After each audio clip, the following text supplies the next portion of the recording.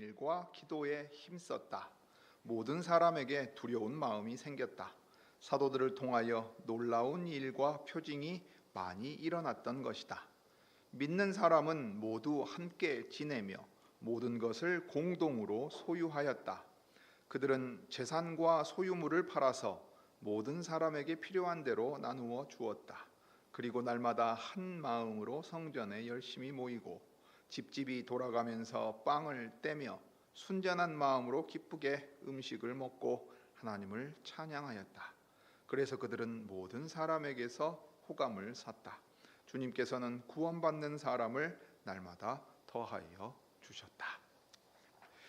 자, 교우 여러분, 우리가 지난주에는 그 믿는 사람이 다 함께 있었다라는 말로 표현되어 있는 그 내용을 생각했는데, 사도적인 복음을 듣고 믿으며 한 곳에 모여 그 그리스도의 다스림과 인도를 받아가는 사람들이 이 그리스도의 제자 공동체, 곧 이제 교회라 불리는 걸 생각을 했습니다. 오늘은 그러한 그리스도의 다스림과 인도 아래 있을 때 드러나게 되는 교회의 실질과 그 모습을 살펴볼 텐데요. 그러하면 우리 교회와 우리 시대의 교회들이 어떠한가 자연스럽게 이제 판단해 볼 수 있는 그 재료가 생기겠지요. 그래서 먼저 첫 번째로 사도행전 2장에서 교회의 원형으로 제시하고 있는 그 교회의 실질이 이 교회의 하나됨이고, 그 하나됨이 이런 방식으로 드러난다 하는 걸 살핀 다음에 이런 하나됨은 고백의 하나됨과 그 실천으로 또 드러난다는 사실도 생각을 하려고 합니다. 자, 먼저 이제 이 교회의 실질로서 하나됨을 이 누가가 보여주고 있는 것을 보려는데요. 사실 이게 왜 중요하냐면 로마 제국이 온 천하, 온 세상이라고 불리던 시대에 산다는 걸 우리가 기억할 필요가 있습니다. 그 온 세상에 하나 되었다 하는 것을, 이 하나됨을 이룬 사람이 누구냐면 로마의 황제입니다. 신들의 가호 아래서, 그들이 부르고 섬기던 신들의 가호 아래서 이 황제를 통해 하나가 될 때 실제적으로는 이제 무력과 법으로 하나를 만들었다고 볼 수 있어요. 그래서 우리가 이제 로마의 평화라고 하면 이 세상이 추구하고 보여준 그 하나됨의 모습인 겁니다. 이걸 아주 특별히 자랑을 했어요. 그런데 누가는 황제에 대해서나 제국에 대해서 직접적으로 비판하는 것이 아니라, 과연 여러분이 판단해 보시라. 진정한 하나됨은 무엇이고, 그래서 그 진정한 하나됨이 나타나는 나라는 어떤 나라냐 하는 것을 이제 이 사도행전에 보면 성신이 거하셔서 하나님의 거룩한 전이 된 그리스도의 제자 공동체로, 말하자면 대안적으로 제시하고 있는 모습을 우리가 볼 수 있어요. 이제 그런 걸 염두에 두고서 이제 보는 겁니다. 42절은 사도행전 2장이 말하는 그리스도의 나라가 어떻게 그 실체를 드러내는가 요약해서 보여주었습니다. 이제 그런 점에서 보면 43절부터 47절은 42절에 요약된 내용이 구체적으로 어떻게 드러나는지 더 자세히 보여주는 것이라고 할 수 있습니다. 42절은 모여있는 제자 공동체가 지속적으로 자신을 들여서 이런 특징을 보여주었다고 했어요. 단회적인 게 아닙니다. 계속해서 보여주는 거예요. 그래야만 교회다라고 말하는 것처럼 그렇습니다. 그게 뭐냐면 사도의 가르침에 자기의 전부를 드립니다. 이게 가장 앞섭니다. 그리고 사도의 가르침을 통해서 나오는 게 뭐냐면 서로 교통하는 일입니다. 그러니까 무엇을 나누느냐 하면 사도적인 가르침을 받아서 하나님의 말씀을 통해 은혜를 받고 그 은혜로 말미암아 살아가는 일들을 함께 나누게 됩니다. 그런 다음에 떡을 뗍니다. 이것은 주 예수께서 내가 다시 올 때까지 기억하여 지키라 명하신 대로 성찬을 행하는 겁니다. 나중에 나오는 집집마다 돌아가면서 음식을 먹는 것과 구별되는 것입니다. 그래서 거룩한 예식을 행하죠. 세례와 성찬도 행하게 되고, 교회가 행해야 될 일들을 모두 다 행하게 됩니다. 가르침만 있는 게 아니고 거룩한 예식도 있고, 주님이 명하신 일들로 말미암아 거룩한 교통이 그 가운데 있습니다. 그 다음에 이 거룩한 교통이 구체적으로 교회가 전진해가기 어떤 모습으로 나타나냐면 이 기도로 나타납니다. 그리고 사도행전에서 이 기도를 말할 때는요, 같은 마음으로 기도한다고 나와요. 그러니까 하나됨의 요소로서 이 기도가 언급됩니다. 그러니까 기도는 어떻게 우리를 하나 되게 만드느냐? 기도해서 하나 되는 게 아니라 우리를 하나 되게 묶어주는 것이 생김으로써 기도도 하나로 같은 마음으로 같은 것을 구해서 우리가 하나라는 사실을 보여주는 증거가 된다는 이야기입니다. 그러니까 말씀을 받고 기도로 마치게 될 때는요, 항상 동일한 교회로서의 의식이 여기에 있는 거예요. 그렇지, 우리를 그리스도의 교회요, 예를 들면 남부개혁 교회라고 우리를 부르셨으니까 우리가 이걸 해야 되겠구나. 그러면 주님 어떻게 해야 될까요? 어떻게 나아가야 될까요? 이게 같은 마음으로 이 교회가 하나의 단위로 이제 움직여 간다는 겁니다. 이걸 이제 우리는 예전에 책을 읽을 때 이 교회아라는 말로 표현하여 말한 거지요. 한 몸의 지체로 존재한다는 지체 의식일 뿐만 아니라 사명 의식으로서의 우리가 같은 마음으로 이것을 구하고 이렇게 해야 한다 하는 의식이 이제 생기는 겁니다. 자, 그래서 이게 구체적으로 나타나게 되는 게 이제 그 뒤에 나오는 내용인데, 그리스도께서 이 하늘로 올리우시고 이 성신을 보내신 것이 바로 이러한 실질을 이 땅 위에 드러내기 위한 것이고, 그 반대로 그리스도의 다스림 안에서 성령님으로 말미암지 않고는 나올 수 없는 특징이라는 것을 우리가 이제 기억할 필요가 있습니다. 자, 그래서 이 실질을 한마디로 말하면 이 42절의 교통함입니다. 그래서 이 교통함을 통해서 우리가 한 백성이라는 사실이 드러나고, 이 백성의 교통함을 통해서 그리스도께서 왕으로 다스리시는 사실이 드러납니다. 사도행전 1, 2장에서 얼마나 이 하나의 임을 강조하고 있는가를 우리가 살펴볼 필요가 있는데요. 이것은 지금까지 우리가 살펴본 내용 전체를 기억하면서 떠올려야 될 내용이기도 합니다. 먼저 한 분 하나님을 말합니다. 이 하나님은 예수께서 말씀하신 아버지이십니다.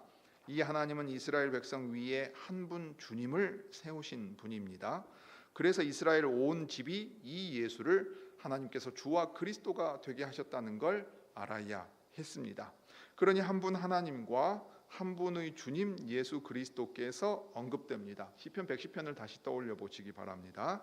이 주님 외에는 다른 주님이 없다는 것과 이 주님은 아버지 하나님과 동등한 하나님이시라는 사실을 이 시편 110편을 인용하면서 주라는 말로 표시를 합니다. 근데 이때 이 주라는 말은 로마의 통치 아래 사는 사람들에게는 또 특별한 의미를 지닙니다. 왜냐하면 이 퀴리오스라는 말은 황제의 신민들이 황제만을 가리켜 쓰던 표현이기 때문에 그래요. 자, 여러분, 이 신하와 백성들의 모든 것을 소유하고, 그래서 그 사람만이 이 생사여탈권을 지니고 있다고 말한 사람이 누굽니까? 바로 로마의 황제입니다. 여러분, 우리 예수님이 왜 로마 법정에 넘겨집니까? 왜 바울이 로마 법정에 넘겨지죠? 종교적인 문제로는 사형을 내릴 수가 없어요. 생명을 뺏을 수가 없어요. 왜요? 황제의 소유인데, 그 주인이 황제인데 어떻게 유대인들이 자기들 마음대로 그 생명을 빼앗습니까? 못합니다.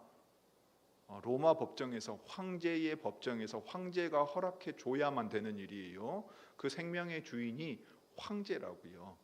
나중에 이 황제는 스스로 죽어서 신이 되는 존재가 아니라 살아있는데도 신처럼 숭배받기 시작합니다. 그러니까 이 예수께서 주님이시다 하는 고백은 로마 시대에 있어서는 아주 중요한 의미, 정치적인 의미까지도 띠게 됩니다. 자, 이 주님이 한 성령을 보내셨습니다. 사도들에게 내려오셔서 머물러 계신 성령님은 예수님이 세례받을 때 내려오셨던 그분이고, 회개의 세례를 받는 이들에게 약속된 하나님의 신이십니다.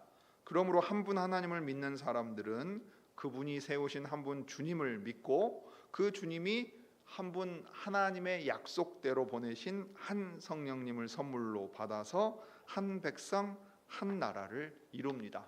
이걸 바울이 알고서 분명하게 교회들의 편지를 보낼 때 얘기를 하지요. 누가가 한 백성 한 나라를 강조하고 있다는 사실은 1장과 2장에서 이 12이라는 수, 온 집, 모든 사람, 그 다음에 저희가 다, 유대인과 예루살렘에 사는 모든 사람들, 누구든지 이스라엘 온 집, 모든 먼데 사람들을 통해서 끊임없이 우리에게 이제 확인시켜 주고 있습니다. 그러니까 의식하고 보면 어떻게 이 각각의 사람들이 전체로서의 하나를 이루는가 하는 걸 대단히 강조하고 있다는 것을 이제 볼 수 있다는 거예요. 자, 그럴 때 이제 교회의 실질을 드러내게 하십니다. 성령님을 선물로 받은 그리스도의 한 백성은 한 말씀을 받은 사람들입니다. 그 말씀이 베드로와 사도들이 전한 복음이었으며 그것을 2장 41절에서는 그 말이라고 했습니다. 사도들이 각자 자기 얘기를 한 게 아니에요. 사도로서 동일한 내용을 전하는 것입니다. 그래서 그것을 2장 42절에서는 사도의 가르침이라고 했습니다. 그러니 그리스도께서 다스리시는 한 백성은 같은 말씀을 받아서 같은 믿음에 이르게 된 이들입니다. 그들을 가리켜서 계속해서 이 믿는 사람들이라고 44절에서 했기 때문입니다. 이 말씀은 그리스도께서 당신의 제자들을 부르시는 그 부르심의 수단이고 또 주께서 구원하실 때 쓰시는 수단입니다. 오전에 다시 본 것처럼 사도행전 16장에서도 루디아의 마음을 여실 때에 무엇을 쓰십니까? 바울의 말을 쓰시지요. 그것과 같습니다. 한 믿음을 가진 사람들은 구체적인 한 장소에 모여서 그들의 하나됨을 드러냅니다. 44절에서 믿는 사람들이 다 함께 있었다 했습니다. 어떤 특정한 장소에 모여서 그들의 하나됨을 드러냄으로써 그들이 어떤 사람들인지 나타내 보여주었다 하는 말입니다. 그러니 믿는 사람들의 하나됨이 가장 잘 드러나는 때는 같은 믿음을 가지고서 같은 장소에 모여서 그 믿음의 동질성을 드러낼 때입니다. 같은 날, 곧 주께서 부활하신 날에 같은 장소에 모여서 같은 말씀을 듣고 한 마음으로 기도하며 같은 찬송을 드리는 회중이 전체가 모여 드리는 여기 공예배가 바로 그 대표적인 예입니다. 따라서 공예배는 한 장소에 모인 한 백성이 한 분 하나님과 한 분 주님, 한 성령님 안에서 한 말씀을 한 믿음으로 받는 현장이고 그 그리스도께서 다스리시는 나라를 이 땅 위에 가장 분명하게 증거하고 그 나라의 성격이 어떠한가를 보여주는 그런 현장입니다. 이제 그런 점에서도 오늘날 우리가 코로나를 지나왔습니다만 그리고 뭐 아픈 분들이나 사정 있는 분들을 위해서 저기 카메라 설치해 놓고 인터넷에 실시간으로 보내기도 하고 녹화된 걸 볼 수 있기도 합니다만은 그것이 오늘 여기 모여서 같이 예배하는 것을 대체해서는 결코 안 되는 겁니다. 자, 그럴 때 사도적 가르침이 왜 중요한가?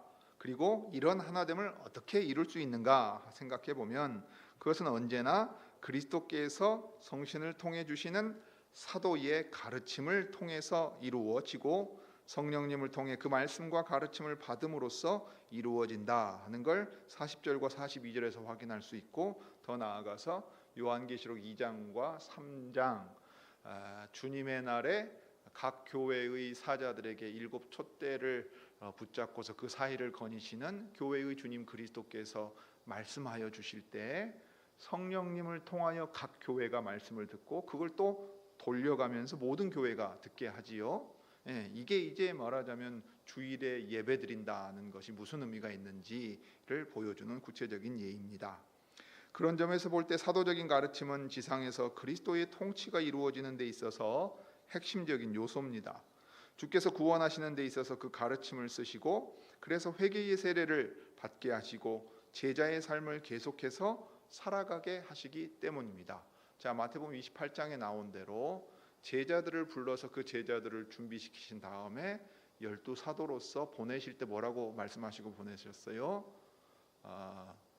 가라 하고 보내시지요. 모든 민족을 제자를 삼으라 하셨습니다. 내가 너희를 제자 삼은 것처럼 너희도 모든 민족으로 제자로 삼으라 하시면서 제자로 삼을 때 명령하신 게 뭐냐면 아버지와 아들과 성령의 이름으로 연합해서 세례를 받게 하십니다. 그래서 한 몸을 이루게 하시죠. 그 한 몸을 이루었으면 뭘 하라 그러세요? 내가 너희에게 분부한 모든 것을 가르쳐 지키게 하라. 그러니까 제자 공동체는 선생이신 예수님으로 말미암아 사도들을 통해 주신 가르침을 이어받고 깨달아서 그것을 모든 것을 배우는데 평생토록 힘쓰면서 실천하는 공동체예요. 그러면 그 복음을 듣고 배운다 하는 것이 무슨 의미냐 하는 걸 사도행전 2장이 지금 아주 간결하게 요약해서 우리에게 들려주는 것입니다. 그 점에서 교회는 매우 독특한 공동체이지요.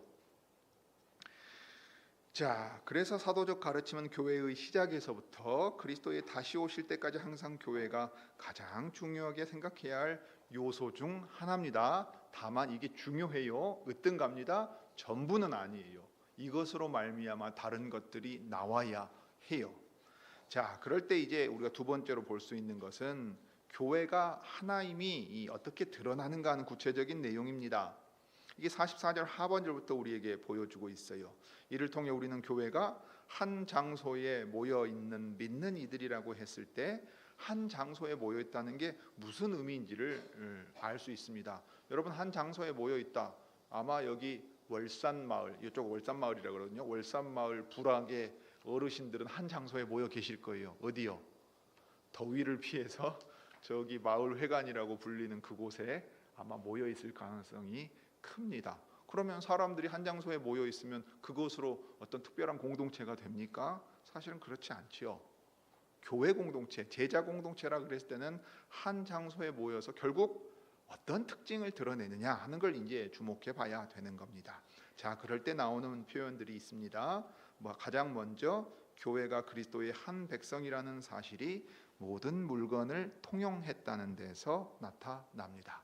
오전에 사도행전 16장을 떠올려 본다면 루디아는 염색업을 통해서 특별히 무역업일 텐데요. 제조업과 무역업을 겸해서 함으로써 나름 상당한 부를 가지고 있었을 것으로 보입니다. 집안을 유능하게 이끌어갈 가장으로서의 역할도 하고 있을 때 자신이 믿음을 가지고서 그렇다면 나도 그리스도의 제자로서 무엇을 할 수 있을 것인가 생각할 때 뭐라고 했어요? 사도의 가르침이 우리에게 주어질 수 있도록 사도들을 청해서 선교단 바울 일행을 청해서 자기 집에 묵게 하고 말씀을 들으려고 하였습니다. 그러면 자기 가족만 말씀을 들었겠습니까? 당연히 빌립보에 나온 믿음의 사람들을 자기 집으로 초대하고 자연스럽게 자기의 공간을 내어주고 거기에 필요한 먹을 음식을 내어주고 시간을 내어주면서 자기의 것을 들여서 교회가 거기서 모이게 하는 거예요. 그러니까 16장 40절에 바울과 실라가 감옥에서 나온 뒤에 제자들을 만나러 어디로 갔다 그랬습니까? 루디아의 집으로 갔다 그랬다고요.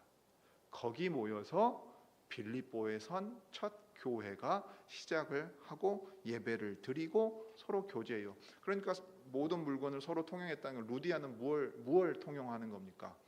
서로 교통하는데 말씀 가운데 받은 은혜를 나눌 때 그 은혜로 말미암아 실제로 필요한 것들을 나눠요. 그럼 벌써 공간을 내주잖아요. 자기의 시간을 내어줍니다. 이런 방식으로 행하는 거지요. 그래서 이후에 기록된 재산과 소유를 팔아서 각 사람의 필요를 따라 나누어 주었다는 것은 모든 물건을 통용하는 게 구체적으로 어떻게 나타나는지를 보여주는 설명입니다. 그런데 모든 물건을 서로 나눠 썼다는 말은 예전에 어떤 사람들이 주장하듯이 무슨 원시 공산주의를 가리키는 게 아닙니다. 다 자기의 소유를 포기하고 네 것 내 것 없이 다 그냥 딱 모아놓고 필요한 사람들에게 주자 하는 식으로 말한 게 아니에요. 모든 물건을 서로 같이 사용한 방식을 덧붙여 설명하고 있는 45절의 말씀을 주목해 보면 재산과 소유를 팔았다고 했을 때 이제 흔히 말하면 그냥 부동산과 동산으로 설명할 수 있겠는데요. 땅을 팔고 물건을 팔아서 돈으로 바꾸었다는 겁니다. 그럼 이렇게 바꾼 돈을 다 내놓아서 자기 재산과 소유는 더 이상 없었던 것인가 할 때 그렇지 않습니다. 오히려 이 구절에서 말하고 있는 것은 사유재산을 모두 처분해서 공동 소유로 만들고 그런 방식으로 사회를 유지했다는 걸 말하는 게 아니라 각 사람에게 필요가 생길 때 그때마다 재산과 소유를 팔아서 그 필요를 충당했다는 뜻이기 때문입니다. 자, 다시 사도행전 16장의 빌립보를 예로 들어보지요. 루디아의 집에서 교회가 모였어요. 제자들이 모여서 예배합니다. 말씀을 듣고 말씀을 생각하고 읽고 나누고 예배 드리고 나서 어떻게 했을까요? 루디아의 집에 모인 사람들은 다 루디아처럼 사업해가지고 돈 좀 가지고 있는 사람들이 모였을 것 같습니까? 천만의 말씀이죠. 천만의 말씀입니다. 노예도 믿음을 가지고서 모이기 시작하였을 거고, 어떤 사람은 군인으로 퇴역한 사람도 있었을 거고, 그냥 집에서 주부로 사는 사람도 있고, 그러나 대부분의 사람들은 경제적인 여유가 있기는커녕 매일매일 겨우겨우 살아가는 사람들일 가능성이 대단히 크겠죠.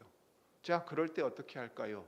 루디아와 같은 사람, 또는 퇴역 군인들 가운데서, 또는 이제 좀 집안이 안정되어 있는 사람들은, 교우들 가운데 어려운 사람들이 있다면 어떤 마음이 생기겠어요?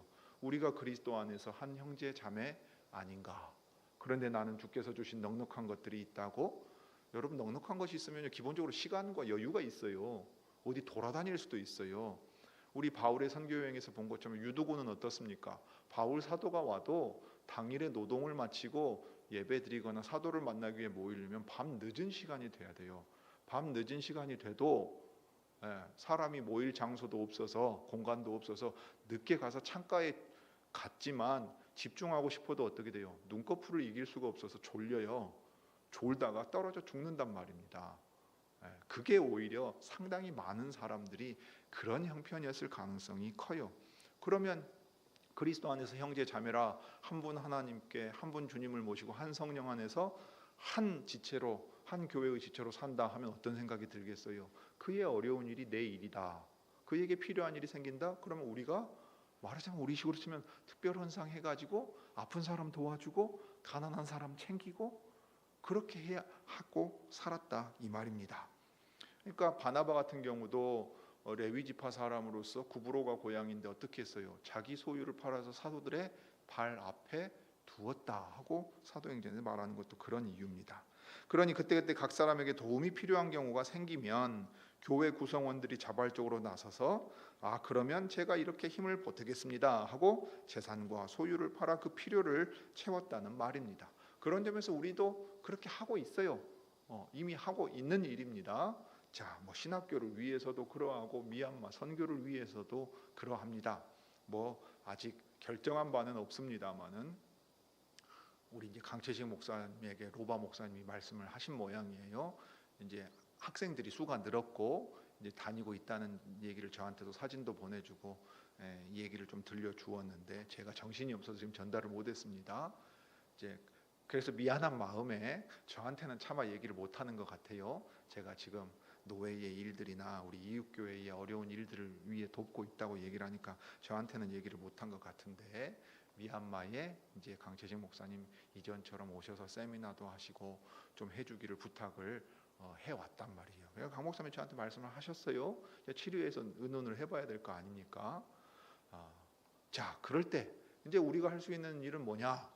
우리 바울이 밤에 꿈의 환상 가운데서 마케도니아 사람이 와서 우리를 도우라고 한 것처럼 로바 목사님이 까톡으로 우리에게 들려줄 때 우리가 고민하지 않겠어요? 그리고 할 수 있는 대로 우리가 우리를 쓰셔서 지금까지 이렇게 하셨으면 또 우리로 할 일이 있다고 부르시는 모양이다, 이렇게 생각할 수 있을 거예요.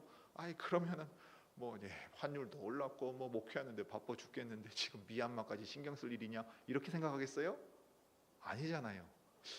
그래, 그러면 우리가 어떻게 해야 될까, 이 고민을 하지 않겠냐, 이 말이에요. 그리고 그래, 우리가 할 수 있는 일인데 그러면 주께서 우리 보고 그 일을 하라고 이렇게 말씀하시는 모양이다 하고 이제 우리가 확신하게 되면 또 그 일들을 행하기도 하고 그러는 겁니다.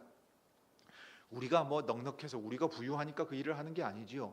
우리에게 주신 것이 주님의 것으로서 주님을 위하여 우리에게 쓰라고 이렇게 맡겨두신 것이구나. 그러니 이것이 내 것이 아니고 주님의 것이니까 주님이 필요로 하신다면 기꺼이 내어드려서 한다.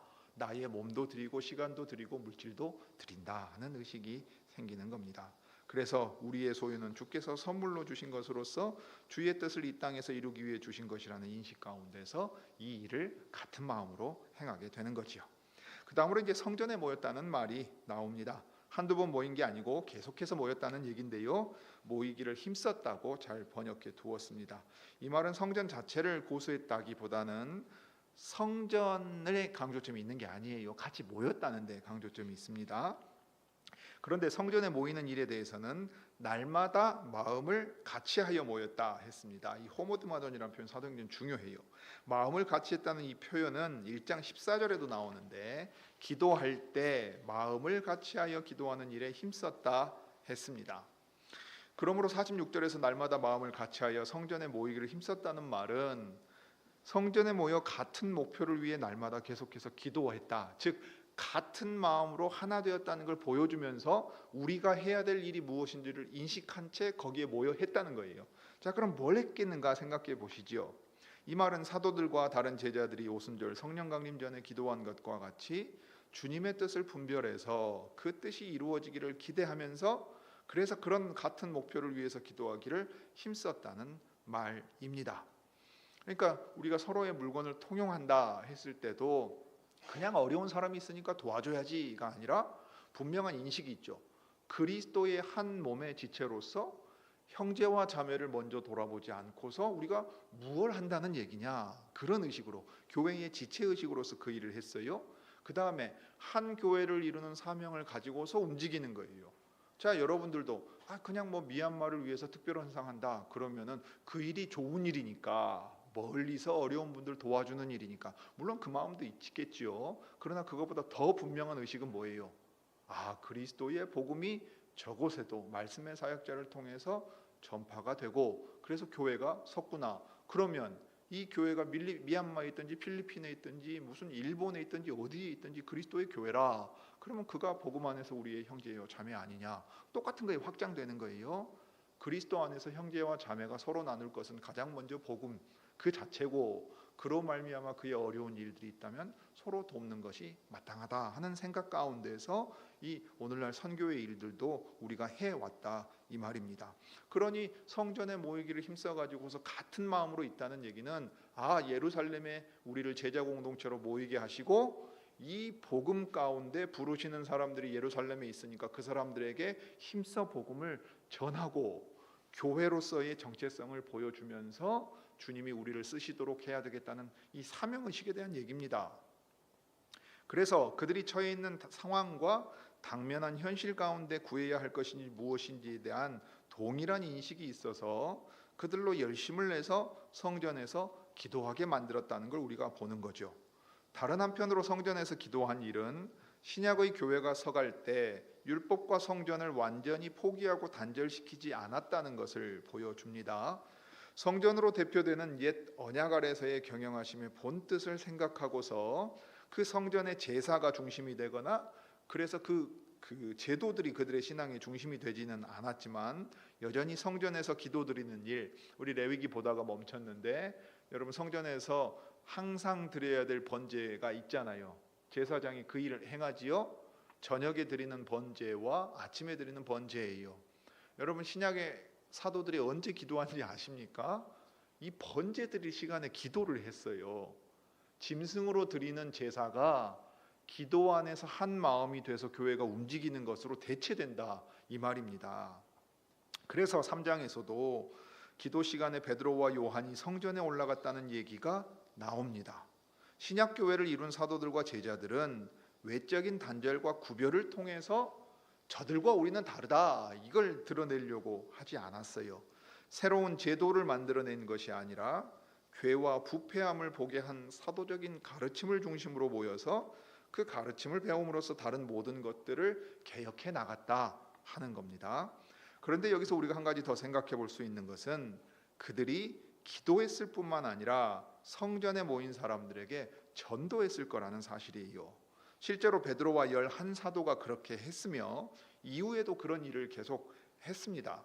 막 시작된 신약교회는 자신들만의 고립된 곳에 존재하는 게 아니라 사람들 가운데 있으면서 그들의 신앙의 자신들의 그 신앙의 자태를 통해서 그리스도의 통치를 드러내고자 했어요. 그럴 때 주께서 기회 주시는 대로 그리스도를 전했고 사람들이 볼 수 있는 그곳에서 칭찬을 받는다는 얘기가 나중에 또 나옵니다. 자, 성전이 아니라 가르침이 신약교회의 중심이 되었다는 사실은 성전에서 예배를 드리는 대신에 집에서 떡을 떼었다는 사실에서도 확인할 수 있습니다. 여기 떡을 떼는 일이 음식을 나누는 일과 같이 나오고 때로는 그냥 식탁 교제를 가리키는 데 사용되기도 합니다. 왜냐하면 성찬은 말 그대로 식사니까 식사 자리 안에서 거룩한 예식을 행하는 방식이 성찬과 소위 애찬이 동시에 행해지는 형태가 있었어요. 교회 규모도 작았으니까 가능했습니다. 그래서 아직까지 성전을 대체할 어떤 특정한 장소가 신약교회의 중심이 된 적이 없었고, 오히려 신약교회를 이루는 사람들이 모이는 그 자체가 이제 교회로서, 제자 공동체로서 의미가 있었습니다. 그러니 신약교회의 신앙은 성전이라고 하는 특정 장소에서 그 특정한 사람들, 권위 있는 사람들을 중심으로 모이는 것, 특정한 제도를 가지고 있는 것에서 오히려 특정한 사람들이 특정한 모습을 나타내는 것으로 이제 자연스럽게 대체되어 가고 그 중심이 바뀌어 갑니다. 그런 모습이 바로 집에서 떡을 땜으로써 주님이 세우신 성찬을 실시한 것을 통해 드러납니다.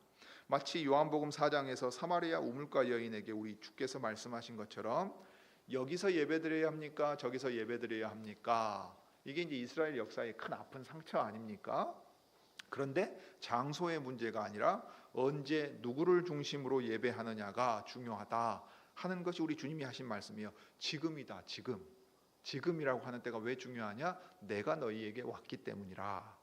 아버지께서는 이렇게 예배하는 자들을 찾으시느니라 하면서 예배가 장소와 제도의 문제에서 예수님을 중심으로 성령 안에서 아버지께 나아가는 것이 핵심이라는 걸 보여주셨습니다.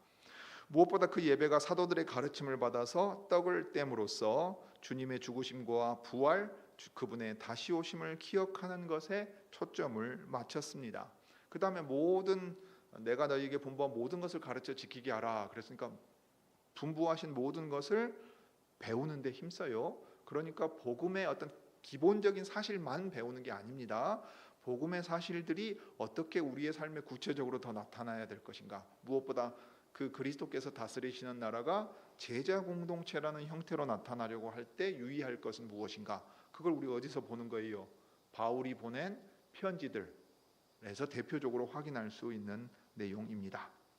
자, 그래서 주님의 살과 피를 기억하며 한 몸에 참여한 한 백성은 한 분 아버지 하나님을 모시는 그분의 자녀들로서 한 식탁에 둘러앉아 먹고 마십니다. 이 자녀들은 귀족이냐 노예냐 평민이냐, 부자냐 가난하냐, 교육을 받았느냐 그렇지 못하냐 아무 상관이 없어요.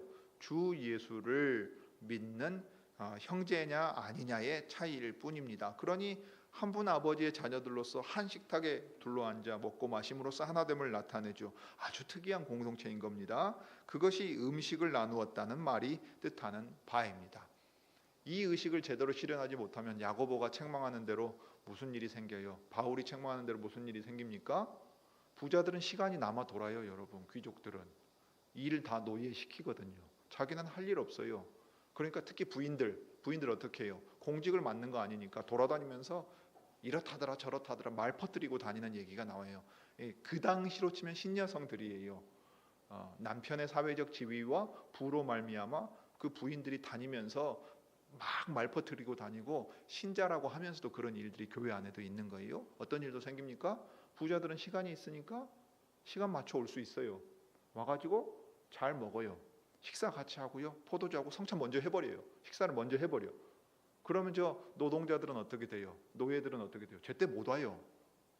그러니까 이 성찬이 그리스도 안에서 한 형제 자매라는 걸 드러내 보이기 위해서 한 성찬인데 오히려 교회의 분열을 보여요. 부자는 부자의 교회처럼 따로 살고 가난한 자는 가난한 자처럼 노동자의 교회는 따로 있는 것처럼 보여요. 그게 어떻게 말이나 되냐고요. 교회에 갔는데 금반지 끼고 있어요. 복장이 다르잖아요. 냄새도 달라요. 심지어 여러분. 서울에서도 달라요. 제가 분당선 타고 갈 때하고 밤에 1호선 타고 갈 때 얼마나 차이 나는지 몰라요. 술 마시고 뻗어서 지하철에 이렇게 있는 사람이 있는 1호선 밤에 타는 거하고 곱게 차려입은 여성분이 말도 곱게 하는 분당선하고는 천지 차이예요. 근데 교회가 이제 이것을 구분해요. 옷차림이 단정하고 좀 배웠고 말도 예쁘게 하고 있어 보이면 자 여기 앉으세요. 냄새나고 땀 찔찔 흘려가지고 이런 날 땀 흘린 사람 오면 누가 좋아해요? 여러분 대중교통 이용할 때 얼마나 고통스러운지 아시죠? 그런 사람 보면 알아서 앉으라고 신경도 안 쓴다고 쳐봐요. 그럼 사람 마음에 무슨 생각이 들어요? 마태복음 18장 얘기처럼 어린아이를 걸려 넘어지게 만드는 일을 교회가 나서서 행하는 일이 돼요. 그런데 그게 어떻게 교회가 하나예요? 어떻게 한 분 아버지 밑에 자녀예요? 여러분, 우리 형제 가운데 누가 잘 산다고 못 사는 형제 무시한다고 쳐봐요. 저거 뭐하러 불렀냐? 좀 살고 여유 좀 있는 놈들이나 부르지, 뭔 저런 녀석 우리 형제라고 부르냐? 쟤는 따돌려 제쳐놔라, 이런 식으로 한다면 그게 형제고 같은 부모님의 자녀라고 할 수 있겠어요? 아니잖아요. 그러니까 한 분 아버지를 모시는 이 자녀들이 어떻게 하나인가 하는 것을 보여주려고 할 때 이 나타나는 모습입니다. 그래서 음식을 먹고 나누는 말인데, 이게 시편 133편 1절이 잘 보여주고 있는 말이에요. 야, 이 얼마나 기쁘고 아름다우냐. 창조 때 하신 하나님의 뜻대로 이루어진 것을 보고서 하나님께서 토브라는 단어를 써요. 아름답다, 선하다, 아름답다, 좋다라는 표현을 쓰시거든요. 그 단어를 여기 써요. 이 한 분 하나님 안에 그 자녀들이 한데 둘러 앉아요. 이 성전에 올라갈 때 이 찬송을 부르지 않습니까? 모여요. 명절에 모여. 그러면 아버지의 식탁에 둘러 앉아 먹고 마시는데, 그때는 왕이고 신하고 장수고 노예고 남자고 여자고 부자고 가난한 자고 배운 자고 배우지 못한 자고 없어요. 그냥 하나님의 자녀라는 사실만 있는 거예요. 그러니 형제자매들이 한 상에 둘러 앉아 먹고 마시는 것이 얼마나 기쁘고 아름다운가 하고 말하고, 바울이 갈라디아에서 말하는 것처럼 그리스도 안에는 남자나 여자나 종이나 자유자나 구분이 없는 겁니다. 자, 그럴 때 이런 모습을 보면 당시 사람들이 얼마나 놀랐겠어요? 얼마나 놀랐겠습니까? 귀족이 노예와 같은 교회의 지체라고 말해요. 그를 가리켜 내 형제라고 말해요. 남자와 여자가 같이 있어요. 배운 사람과 배우지 못하는 사람도 같이 있어요. 그러니 이런 모습들을 종합해서 말하는 게 47절입니다. 신약교회는 하나님을 찬송하는 교회였습니다. 그렇게 살아가자 그 교회를 보는 모든 사람들이 그들을 칭송했어요. 이 칭송했다, 칭찬했단 말은 은혜를 입었다, 호의를 베풀었다는 말인데, 수동태로 썼으니까 모든 사람들로부터 호의를 받았다고 할 수 있어요. 모든 사람들이 교회의 모습을 보고서 저 사람들은 참으로 하나님을 찬송하는 백성이고 하나님 잘 믿는 백성이다 하고 인정하면서 좋게 보았다고 하는 말이에요. 우리도 비슷한 얘기 들어요. 여러분, 이제 목사 가정은 여기 사니까 동네 일들을 이제 참여를 하게 돼요. 사람들을 만나요. 그러면 이제 예전에 저기 월산마을 총회 한대요. 그게 연중책이 큰 행사랍니다. 몰랐어요.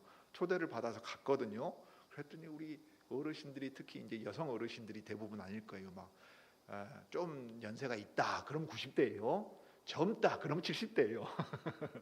그래서 저희 부부가 딱 들어가니까 진짜 묽게 박수를 쳐요. 우와, 젊은 사람 왔다고? 젊은 사람 왔다고? 근데 누구요? 근데 누구요? 그러니까 옆에 이제 우리 앞집 사는 여사님하고 저 슈퍼의 여사님 말하면, 아이 거기 저 망월동 목사님하고 사모님이요. 그러니까 아이고 사모님이 젊네, 이쁘네, 막 그러면서 아이고 교회가 젊지 않고 조용하니 좋아, 목사님이 좋아, 사모님 좋아, 이런 얘기를 해요.